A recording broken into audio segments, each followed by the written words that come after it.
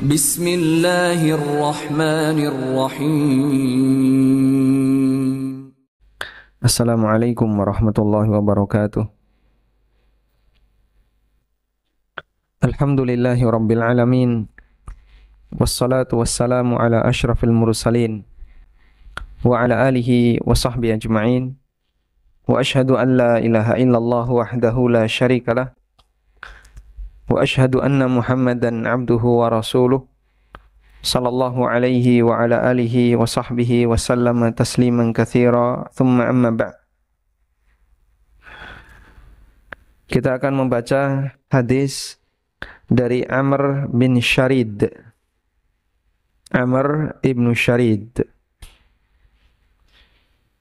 Dari Amr ibn Syarid, dari ayahnya, yaitu Asy-Syarid bin Suwaid. Asy-Syarid bin Suwaid. Nama ayahnya Asy-Syarid bin Suwaid. Abul Walid Ats-Tsaqafi At-Taifi.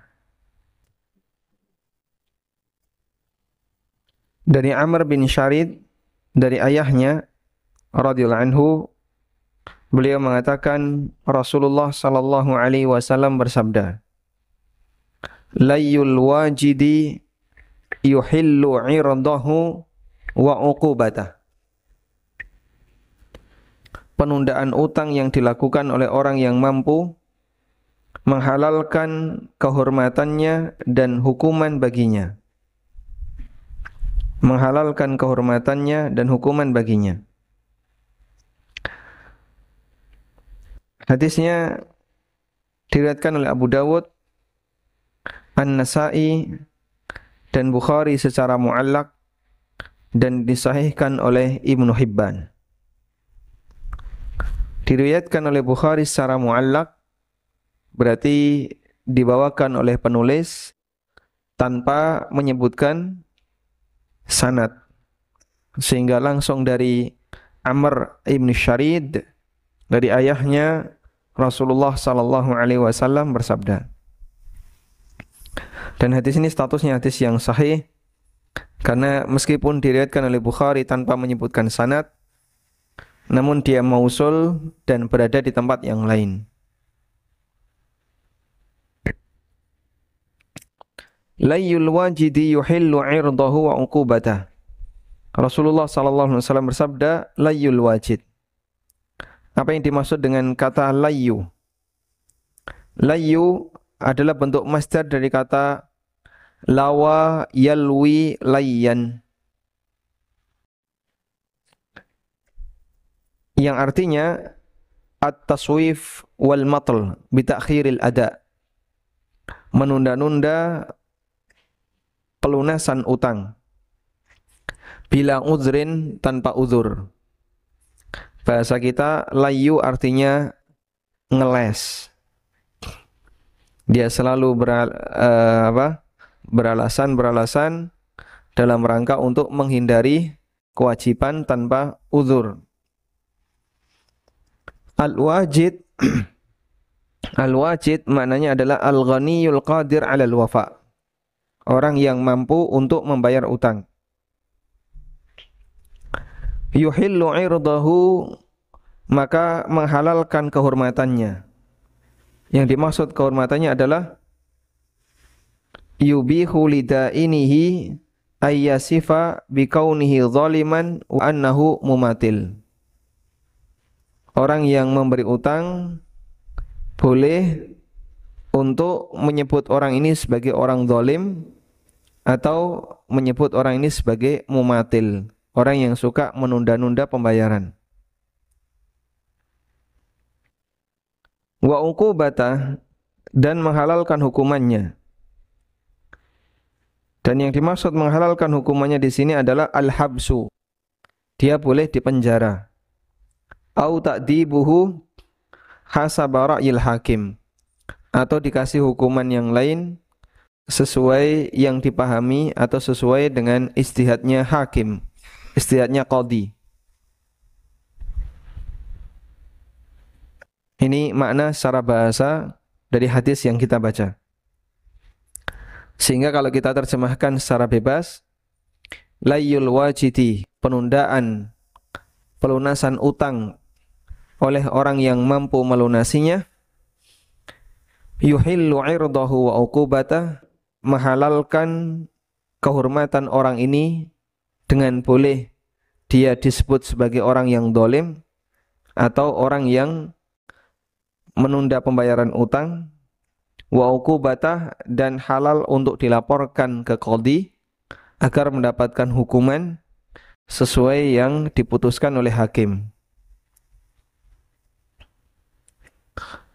Karena itu hadis ini memiliki dua makna.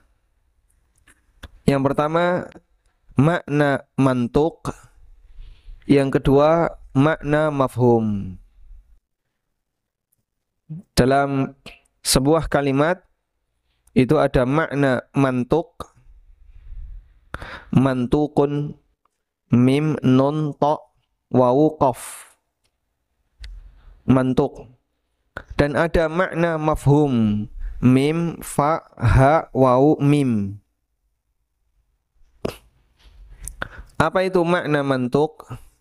Makna mantuk dari hadis adalah makna yang sejalan dengan tekstual hadis. Makna mafhum adalah makna yang berkebalikan dari tekstual hadis. Kalimatnya, orang yang menunda pembayaran utang boleh diberi hukuman. Itu makna apa? Tekstualnya. Sehingga mantuk dari hadis adalah dalil bahwasanya hadis ini dalil orang yang menunda pembayaran utang dan dia mampu untuk melunasinya tanpa udzur, maka termasuk kezaliman bagi orang yang memberi utang. Dan karena dia telah berbuat zalim, maka dia berhak untuk dihukum dengan cara apa? Dengan cara kehormatannya boleh diungkit sehingga diceritakan kepada teman-temannya yang lain, atau yang kedua dilaporkan kepada hakim agar dia mendapatkan hukuman. Itu makna mantuk. Makna mafhum, orang yang tidak bisa membayar utang karena dia tidak mampu, karena dia dalam kondisi kesulitan secara ekonomi, maka tidak boleh dihalalkan kehormatannya dan tidak boleh mendapatkan hukuman.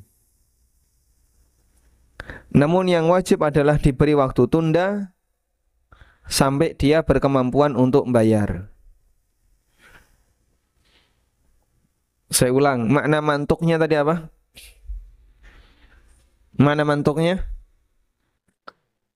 Orang yang mampu tapi tidak mau melunasi utangnya segera, menunda pembayaran utang, maka termasuk kezaliman, sehingga dia boleh dicecar kehormatannya dan halal untuk dihukum. Makna mafhum, bagi orang yang tidak mampu, kesulitan untuk melunasi utang, maka dia tidak boleh diberlakukan seperti itu, namun wajib diberi waktu tunda.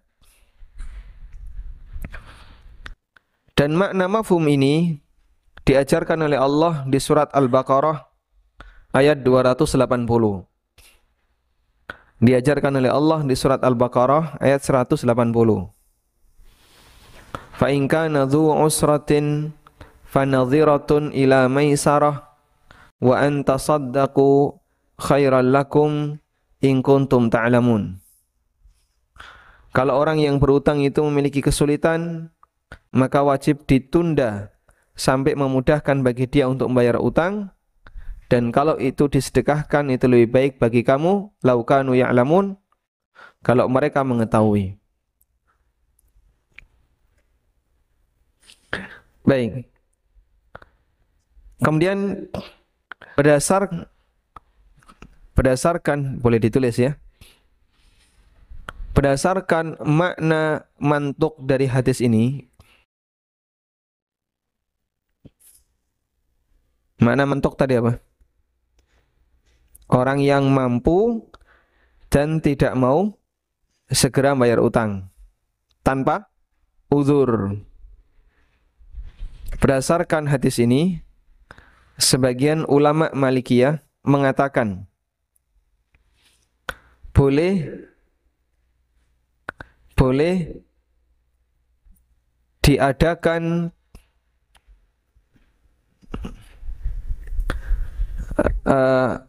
iltizam bitabarru. Iltizam bitabarru, tulis saja ya, iltizam bitabarru. Dalam kurung, kewajiban untuk menderma.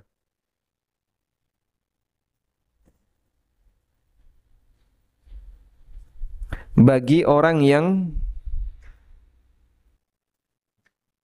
tidak mau bayar utang sebagai hukuman.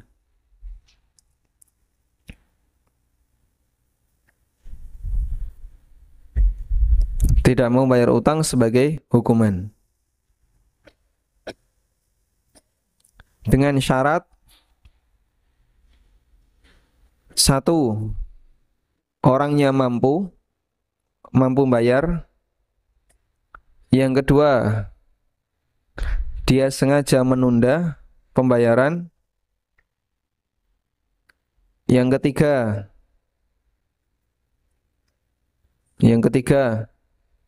tidak ada uzur yang diizinkan secara syariat.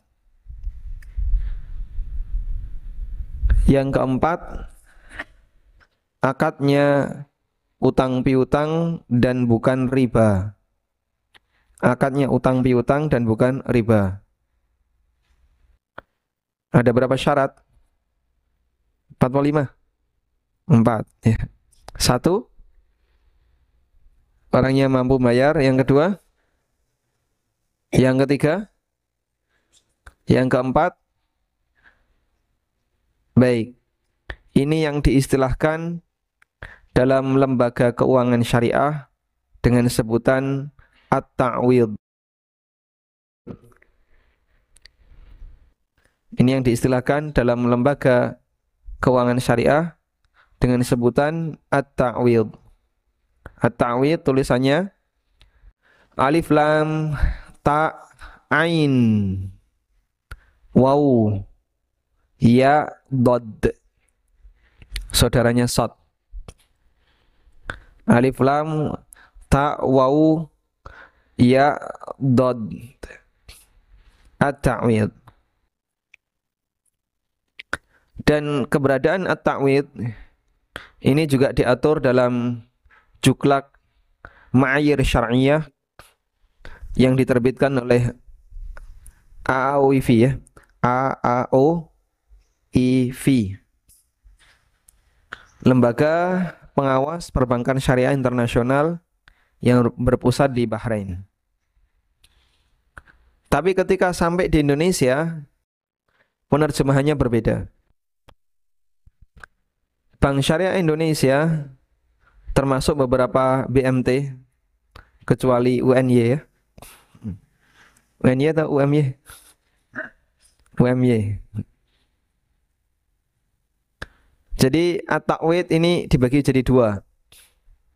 Atau tabarruk, iltizam bitabarruk dibagi jadi dua. Yang pertama ta'wid, yang kedua takzir. Yang pertama ta'wid, yang kedua takzir. Bedanya apa? Kalau orangnya mampu dan tidak mau membayar utang, namanya takzir. Tapi kalau tidak mampu, ta'wid. Yang betul, takzir itu hanya dari pihak pemerintah. Sedangkan kalau hubungan antara rakyat dengan rakyat dalam masalah kegiatan muamalah perdata, maka adanya hanya ta'wid dan boleh ditetapkan dengan persyaratan tadi. Sehingga misalnya Anda beli mobil dari BMT UMY seharga 300 juta. Dan Anda mampu untuk mencicil secara tepat waktu. Tapi sengaja ditunda. Bulan 4, bulan 5, bulan 6 nggak bayar. Maka BMT melihat, kalau Anda memang orang yang mampu, karena warungnya ada di mana-mana ya. Soto ada di perempatan. Perempatan di Tegi Soto kan mantap ya. Di tengah alas juga ada soto. Ini secara ekonomi sehat. Berarti dia mampu untuk nyicil. Tapi ternyata kok nggak nyicil, maka boleh dikasih takwid. Dengan cara apa? Anda wajib membayar 3 bulan ini plus ada tambahannya. Nah, tambahan ini adalah kewajiban menderma. Nah, oleh BMT dijadikan sebagai pendapatan non halal. Pernah dengar istilah itu? Pendapatan non halal bank syariah. Itu ceritanya dari takwid tadi. Nah, itu diambil oleh bank dan dijadikan sebagai saldo. Namun saldo ini hanya boleh disalurkan untuk kegiatan sosial. Bank tidak boleh mengambil manfaat sepeser pun. Makanya dikasih istilah pendapatan non halal. Sebenarnya istilah pendapatan non halal namanya saja sudah non halal ya. Saya pernah tanya, kenapa kok masih diambil yang namanya non halal? Ya, mereka tidak punya jawaban. Tapi kalau itu hanya sebatas dipahami sebagai istilah, sah-sah saja dalam rangka menjadi peringatan agar bank syariah tidak mengambil manfaat sepeser pun. Karena kalau diambil oleh bank, maka statusnya jadi riba. Tapi kalau bank hanya menyalurkan untuk dana sosial, hukumnya diperbolehkan. Jelas insyaallah? Jelas ya? Baik. Nah, makanya kalau Anda utang ke BMT UMY kok nunggak, kemudian Anda diminta untuk bayar tambahan, itu berarti Anda dianggap kaya oleh BMT. Ya. Anda dianggap punya kemampuan untuk membayar tapi nggak mau membayar. Wallahu a'lam. Sementara kalau nasabah itu tidak mampu, maka wajib untuk diberi waktu tunda. Jika dipaksa untuk membayar, melanggar larangan dalam firman Allah Ta'ala di surat Al-Baqarah ayat 280, wa in kana dzu usratin fanadhiratun ila maisarah wa an tasaddaqu khairul lakum in kuntum ta'lamun. Kalau orang yang berutang mengalami kesulitan, maka wajib diberi waktu tunda sampai batas waktu yang memudahkan baginya. Wallahu a'lam. Baik, ada pertanyaan? Enggak ada, alhamdulillah. Baik. Sesi pertanyaan sudah selesai ya. Kita lanjutkan ke hadis berikutnya. Hadis dari Abu Sa'id Al-Khudri radhiyallahu anhu. Beliau mengatakan, "Usiba rajulun fi ahdi Rasulillah sallallahu alaihi wasallam fi thimarin ibta'aha fakathura dainuhu fa'aflasa. Faqala Rasulullah sallallahu alaihi wasallam, tasaddaqu alaihi. Fatasaddaqan nasu alaihi walam yablugh dzalika wafa'a dainihi. Faqala Rasulullah sallallahu alaihi wasallam li ghuramaihi, khudhu ma wajadtum wa laysa lakum illa dzalika."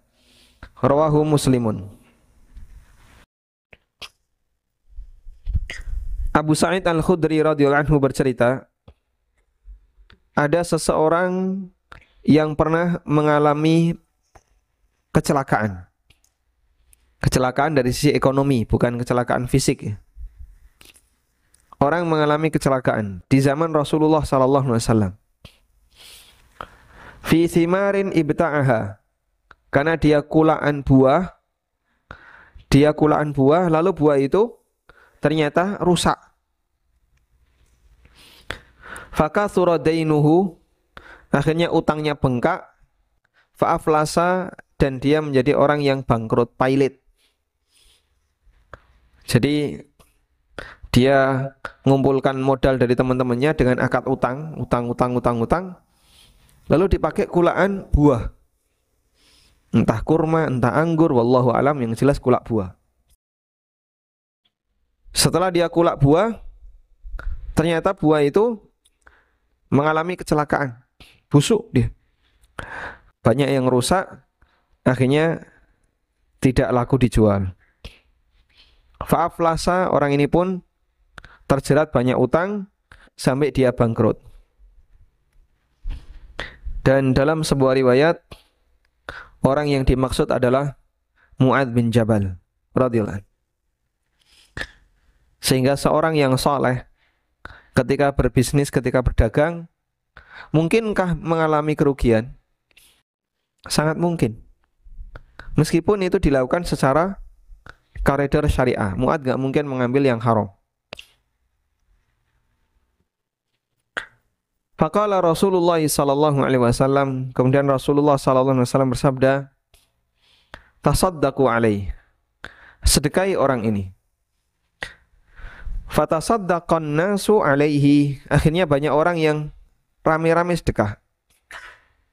Dan ini yang kita jadikan sebagai motivator untuk membangun IBR, ya.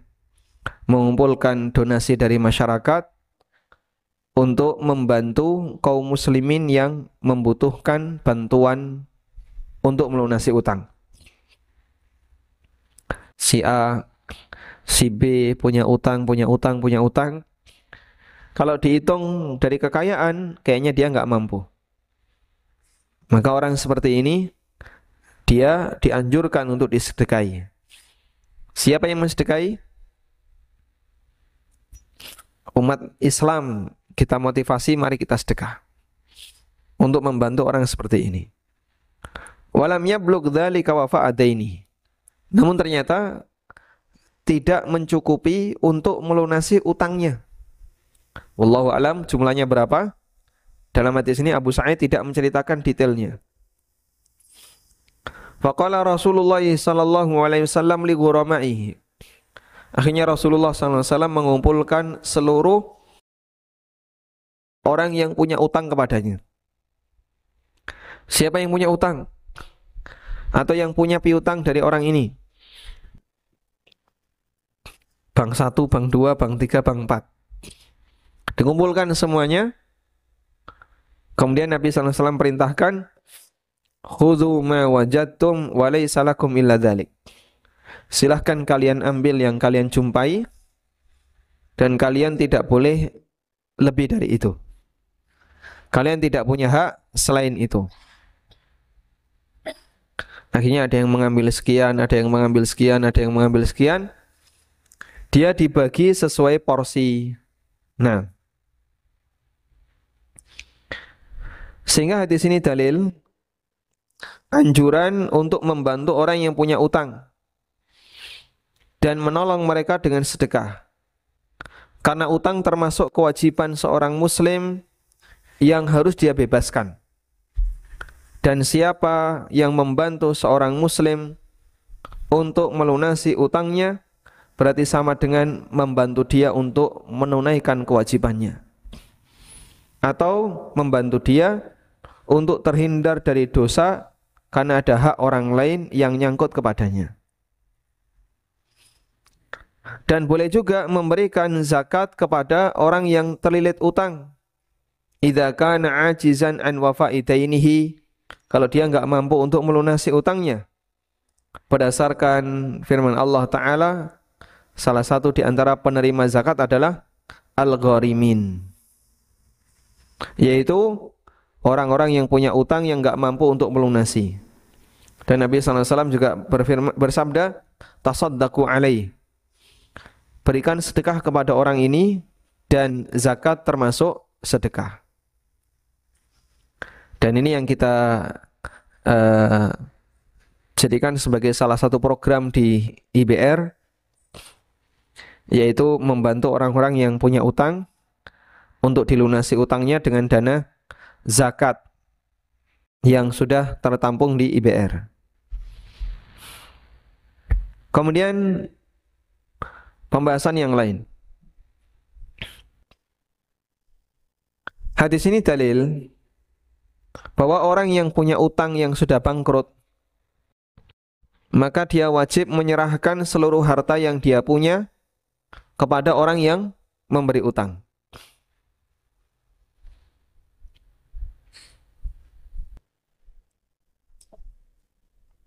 Karena Nabi SAW mengatakan kepada para sahabat yang memberikan utang kepadanya, khudhu ma wajadtum, silakan kalian ambil apa yang kalian jumpai.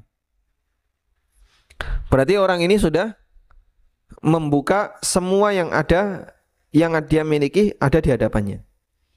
Lalu Nabi SAW bersabda, silakan kalian ambil apa yang kalian jumpai. Ini menunjukkan bahwasanya orang ini telah menyerahkan seluruh hartanya. Sementara menurut Abu Hanifah, Imam Ahmad, dan Ishaq bin Rahuya, dikasih catatan tambahan ya. Menurut Abu Hanifah, Imam Abu Hanifah, Imam Ahmad, dan Ishaq, annahu la tuba'u daruhu allati la ghina lahu an sukaniha an suknaha, kecuali untuk rumahnya tidak boleh disita jika dia tidak punya tempat tinggal yang lain.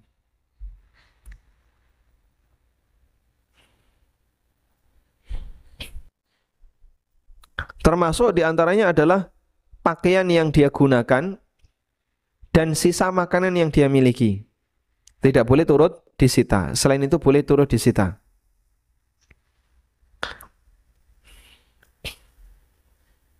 Saya ulang ya. Orang yang tidak bisa membayar utang, maka dia berkewajiban untuk apa? Menyerahkan seluruh hartanya, kecuali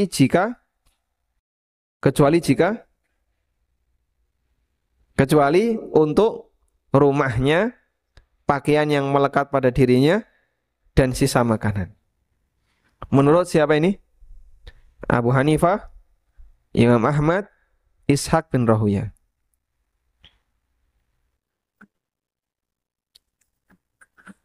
Wa huwa annal muflisa la tuba'u daruhu allati yaskunuha wala dabatuhu aw sayyaratuhu allati yarkabuha. Bahkan termasuk diantaranya adalah kendaraan utamanya yang dia jadikan sebagai kaki dia kemana-mana tidak boleh turut disita. Habis-habisan tinggal motor dan rumah, makanya itu yang disisakan. Yang lain boleh disita ya. Seli boleh disita ya. Seli sama motor mahal mana? Tergantung ya. Kalau digantung tuh mahal ya. Kemudian kendaraan-kendaraan yang mewah, mobil-mobilnya boleh disita. Motornya dibiarkan satu. Ini yang ditegaskan oleh para ulama sebagaimana yang tadi disampaikan oleh Abu Hanifah, Imam Ahmad, dan Ishaq bin Rahuya. Wallahu a'lam.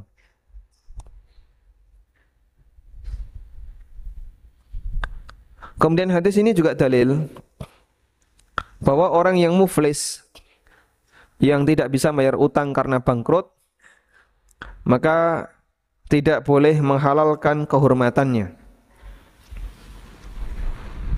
Dan bagi hakim, qadhi tidak boleh memenjarakannya.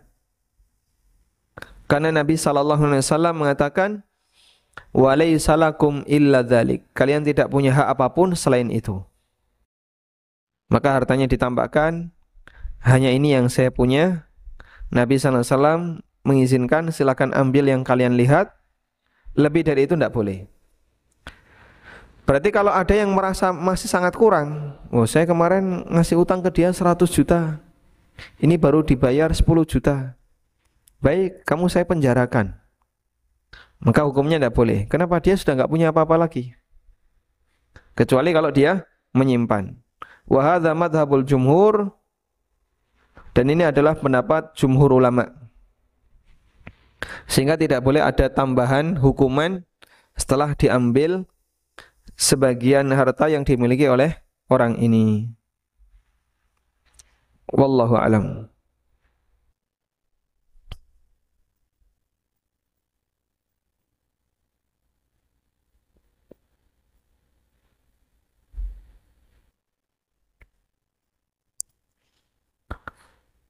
Tayyib.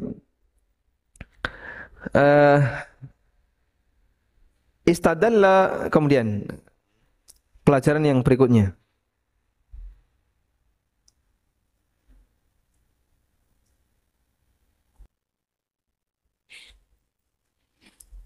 Berdasarkan hadis ini, sebagian ulama berdalil bahwa orang yang bangkrut apabila hartanya sudah dibagikan kepada orang-orang yang memberikan utang, wa baqiyat alaihi baqiyatun walahu sun'ah, dan masih ada yang tersisa sedikit dan dia bisa memproduksi, maka hakim tidak boleh memaksa dia untuk ijar nafsihi liyaqdiyadainahu. Hakim tidak boleh memaksa dia untuk bekerja di tempat orang lain dalam rangka melunasi utangnya. Misalnya, si A pilot, tapi dia tukang, pinter, nukang. Kemudian setelah si A ini bangkrut, si B, C, D ngambil hartanya seadanya. Si B yang pernah memberi utang 10 juta cuman dapat 5 juta. Si C yang pernah memberi utang 5 juta dapat 2,5 juta. Si D yang ngasih utang 3 juta dapat 1,5 juta. Masih kurang semuanya. Akhirnya, kamu kan pinter nukang, wes ngene wae. Kowe nyambut gawe ning nggon aku selama sekian hari enggak tak bayar untuk melunasi utangmu. Nah, ini tidak boleh. Wa hadza qaulu Malik wa Syafi'i wa riwayatun 'anil Imam Ahmad. Enggak boleh dipaksa seperti itu. Dan ini adalah pendapat Imam Malik, Imam Syafi'i, dan salah satu riwayat dari Imam Ahmad. Sehingga dia tidak boleh dipekerjakan dalam rangka untuk melunasi utangnya. Ini pendapat yang pertama. Pendapat kedua mengatakan dia boleh dipekerjakan untuk melunasi utangnya. Dan ini adalah pendapat Umar bin Abdul Aziz, Imam Ahmad, dan Ishaq bin Rahuyah. Pendapat Umar, Imam Ahmad, dan Ishaq bin Rahuyah. Sudah? Mulai ngantuk ya? Ada berapa pendapat tadi? Tiga. Tiga apa dua? Dua. Yang pertama, tidak boleh dipaksa untuk bekerja. Ini pendapatnya siapa? Imam Malik, terus Asy-Syafi'i, dan Imam Ahmad dalam salah satu riwayat. Yang kedua, boleh dipaksa kerja. Pendapat siapa ini? Umar bin Abdul Aziz dan Imam Ahmad dalam salah satu riwayat, dan Ishaq bin Rahuyah. Sudah? Dan wallahu ta'ala alam, Syekh Abdullah Al-Fauzan lebih memilih pendapat yang kedua. Wa hadzal qaulu huwal adhhar. Dan pendapat yang kedua inilah yang lebih kuat, dan ini dikuatkan oleh Ibnu Qudamah karena orang ini masih memiliki kemampuan untuk melunasi utangnya dengan cara bekerja. Si A punya utang 10 juta dan dia sudah nggak punya apa-apa lagi, cuman baru bisa bayar 5 juta, entek wis hartane entek. Sementara si A pintar mijiti, maka dikontrak pijit. Ya sudah, utang lunas, kontrak pijit sepekan sekali. Kamu harus datang ke rumah saya Selasa Kliwon. Jam 12 bengi nggih. Nanti sekali pijit dihargai 300.000. Tapi nggak dibayar ya. Nggak dibayar. Wallahu a'lam. Tayyib, demikian yang bisa kita bahas. Dan insya Allah pembahasan berikutnya kita akan mengupas tentang al-hajaru alal muflis, boikot bagi orang yang sedang mengalami paceklik atau sedang mengalami bangkrut, muflis. Wallahu ta'ala alam wa sallallahu ala nabiyyina Muhammadin wa ala alihi wa sahbihi wa sallam wa akhiru da'wana alhamdulillahi rabbil alamin. Baik, jazakallahu khairan Ustaz untuk pemaparan pada siang hari ini. Kemudian kita lanjutkan untuk sesi yang kedua, yaitu sesi tanya jawab. Kita akan buka pertanyaan bagi yang ingin bertanya bertanya langsung di sini. Silakan, ada yang bertanya langsung. Kalau tidak ada, sambil menunggu bisa lewat kertas, kita bacakan yang sudah masuk. Pertanyaan pertama, Ustadz, jika yang berhutang meninggal dunia, kepada siapakah kita menagih sedangkan uang sudah habis untuk suatu proyek? Jika yang berhutang meninggal dunia, adakah? Kepada siapa kita menagih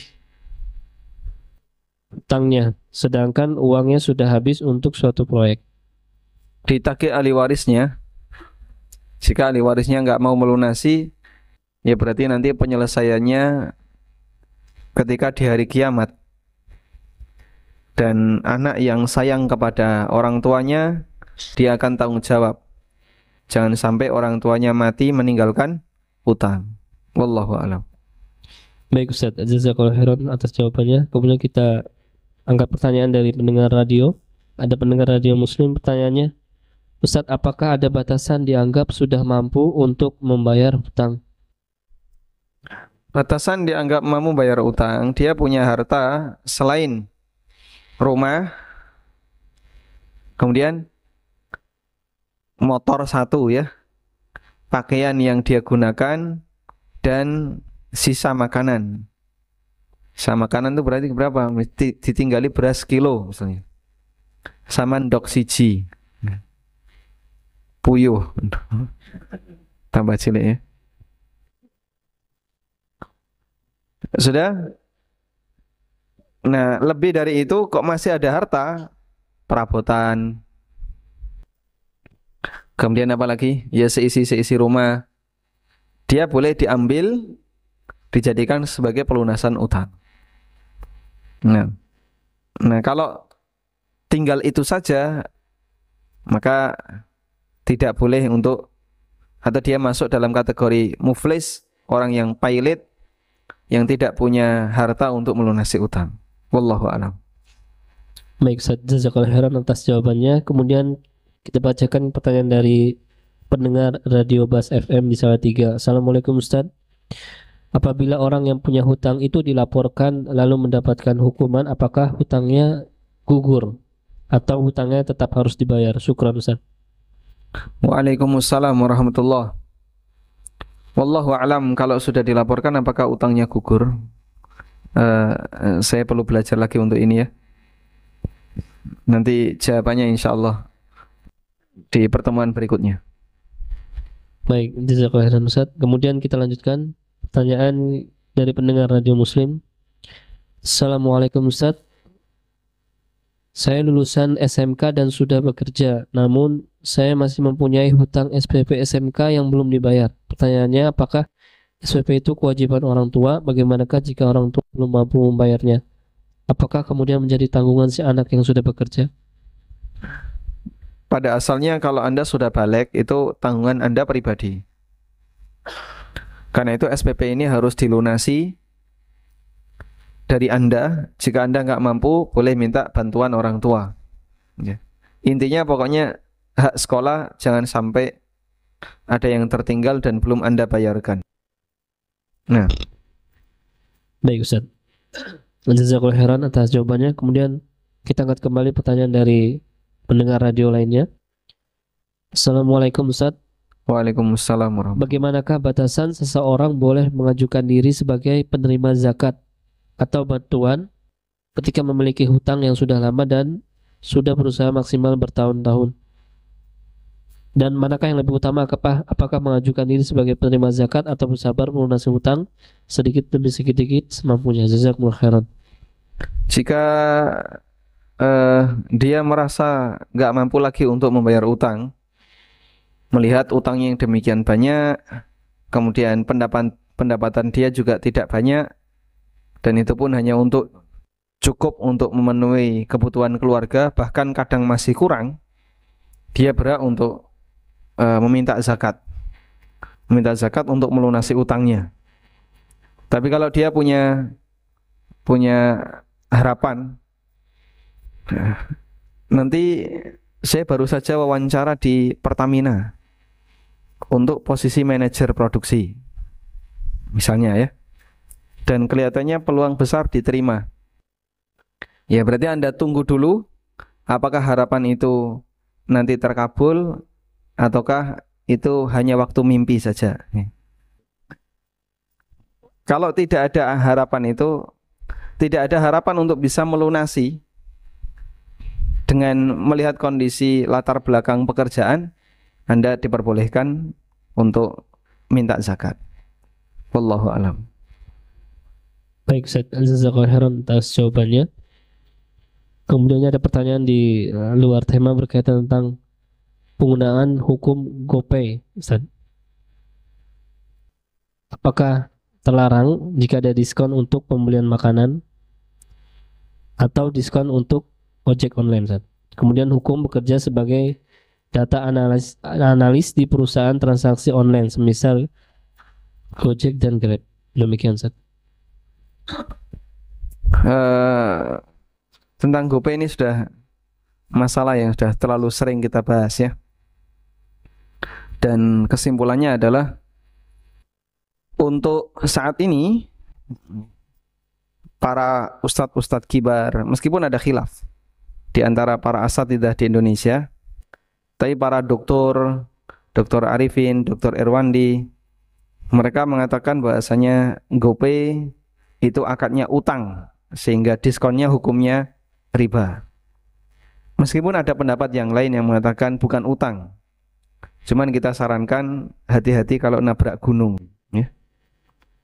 Hati-hati kalau nabrak gunung.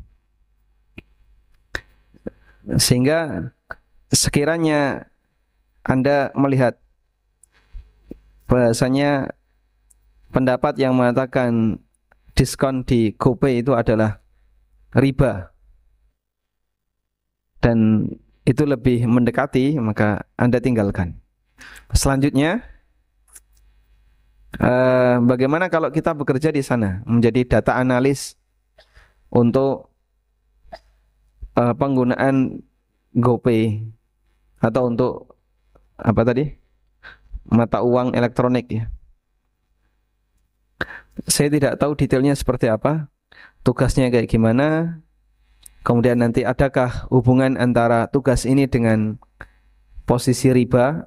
Misalnya berdasarkan data analis yang Anda sampaikan ke perusahaan, maka perusahaan membuat kebijakan untuk menarik banyak kaum muslimin dan masyarakat terlibat dalam GoPay agar diskonnya diperbesar. Nah, itu kan karena data analis Anda ya, hasil dari analisa data Anda. Berarti di sini ada unsur tolong-menolong dalam riba. Nah, sehingga Anda terlibat dalam pekerjaan yang tidak boleh. Wallahu a'lam. Baik, Ustaz. Jazakallahu khairan, Ustaz, atas jawabannya. Kemudian kita angkat pertanyaan dari Niaga TV. Assalamualaikum warahmatullahi wabarakatuh. Waalaikumsalam warahmatullahi wabarakatuh. Ustaz, saya penjual kredit tanpa ada denda. Bagaimanakah hukumnya kalau ada konsumen meminta barang dan saya beli ke toko, terus konsumen ikut saya dan saya sudah memberitahu biar saya yang menawarnya, tapi terkadang konsumen ikut-ikutan untuk menawar. Apakah hal ini dibolehkan, Ustaz? Baik, Anda dan konsumen bareng-bareng berangkat ke toko ya. Nanti konsumen menawar, Anda ikut menawar. Ya, skema yang lebih tepat, seharusnya konsumen tidak perlu datang ke toko. Cukup menyebutkan spesifikasi yang diinginkan. Dia boleh nunjuk toko.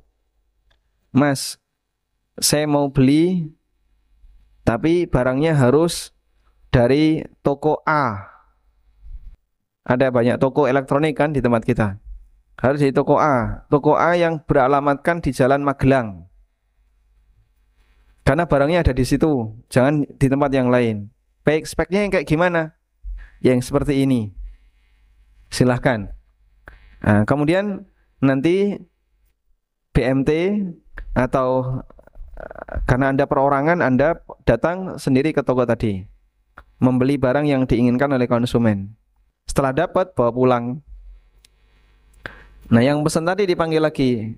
Barang sudah ada di rumah, silakan Anda datang, kita transaksi. Boleh nggak dibatalkan? Boleh nggak dibatalkan? Boleh tidak? Kenapa? Karena sebelumnya belum ada akad. Dan sekaranglah akadnya. Kalau sekarang sedang akad, berarti boleh ada pembatalan. Nah, ini yang ideal ya. Jangan bareng-bareng ke toko. Kalau terlalu banyak yang ke toko nanti tidak muat ya. Ya, baik Ustaz. Cukup Ustaz. Insyaallah. Cukup. Alhamdulillahirabbil alamin. Semoga yang kita paham, yang kita pelajari bermanfaat.